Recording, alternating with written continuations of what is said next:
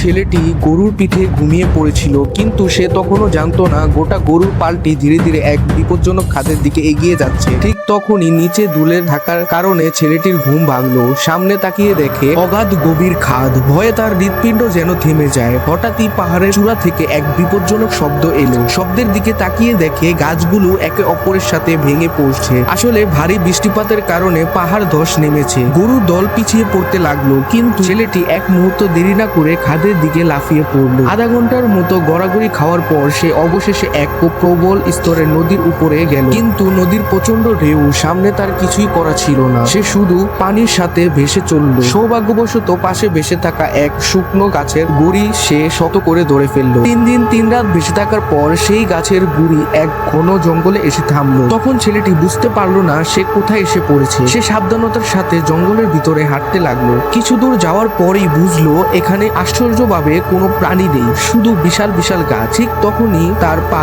কিছু একটার সাথে ধাক্কা খেলো। নিচে তাকিয়ে সেটা কৌতূহলী বশত তুলে নিল। দেখে চমকে গেল, এটা এই বিশাল অজগরের। সে অবহেলা ভরে সেটিকে ফেলে দিল।